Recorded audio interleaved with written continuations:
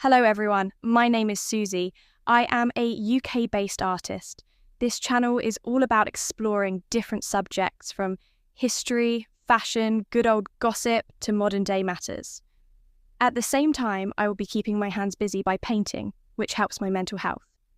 So sit back and relax, and if you like this video, please like and subscribe. Today's subject is space. I have, and sure most of us have looked up at the night sky and wondered what it is like beyond the Earth, and asked, are we alone? Sadly, I can't give you the answer to that, but can fill you in on some of the history of space travel so far, and some parts are hard to believe. In the latter half of the 20th century, rockets were developed that were powerful enough to overcome the force of gravity to reach orbital velocities, paving the way for space exploration to become a reality. In the 1930s and 1940s, Nazi Germany saw the possibilities of using long-distance rockets as weapons. Later, in World War II, London was attacked by 200-mile range V-2 missiles, which arced 60 miles high over the English Channel at more than 3,500 miles per hour. After World War II, the United States and the Soviet Union created their own missile programs using some of this technology. On October 4, 1957, the Soviets launched the first artificial satellite, Sputnik 1, into orbit. 4 years later, on April 12, 1961, Russian Lieutenant Yuri Gagarin became the first human to orbit Earth in Vostok 1. His flight lasted 108 minutes, and Gagarin reached an altitude of 327 kilometers, about 202 miles.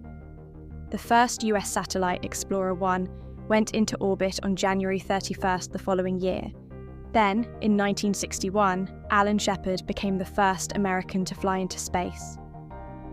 On February the 20th, 1962, John Glenn's historic flight made him the first American to orbit Earth. Landing a man on the moon and returning him safely to Earth within a decade was a national goal set by President John F. Kennedy in 1961.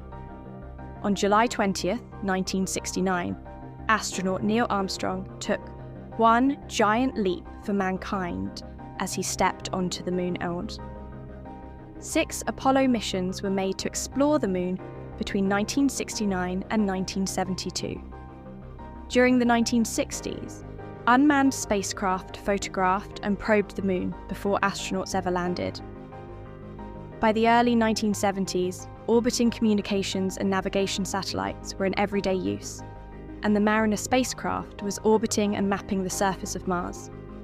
By the end of the decade, the Voyager spacecraft had sent back detailed images of Jupiter and Saturn, their rings, and their moons.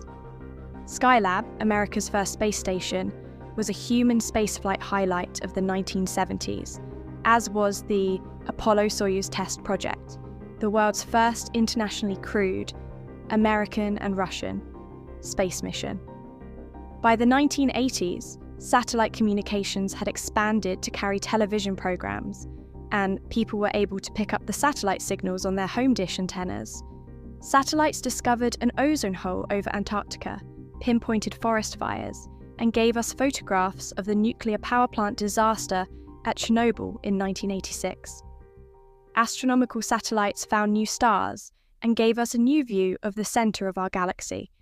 But space, as glamorous as it all sounds, is full of danger, and that's not just on takeoff and landings back on Earth. One of these dangers was experienced by the Columbia Space Shuttle disaster, which was sadly the second shuttle tragedy. On February 1st, 2003, the shuttle broke apart while re-entering the Earth's atmosphere, killing all 7 crew members. The disaster occurred over Texas, and only minutes before it was scheduled to land at the Kennedy Space Center. An investigation determined the catastrophe was caused by a piece of foam insulation that broke off the shuttle's propellant tank and damaged the edge of the shuttle's left wing.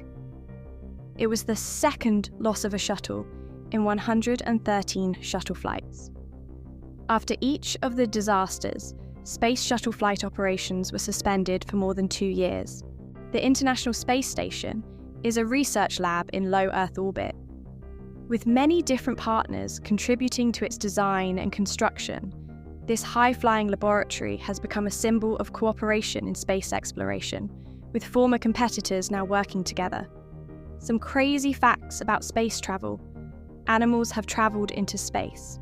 The first animals to reach space were fruit flies that the United States launched aboard captured German rockets in 1947.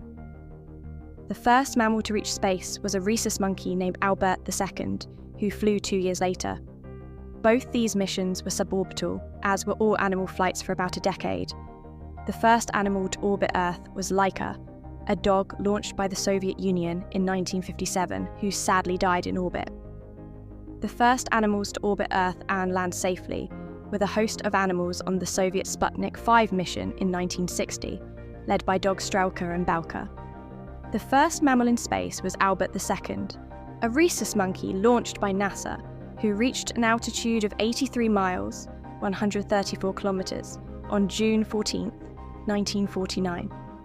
Albert was anesthetized during flight and implanted with sensors to measure his vital signs, but he sadly died upon impact at re-entry. Today, we don't use animals as test pilots, and the technology is advanced and changing.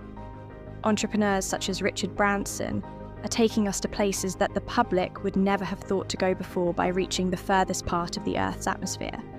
And soon, who knows, we might be all going on holiday to Mars.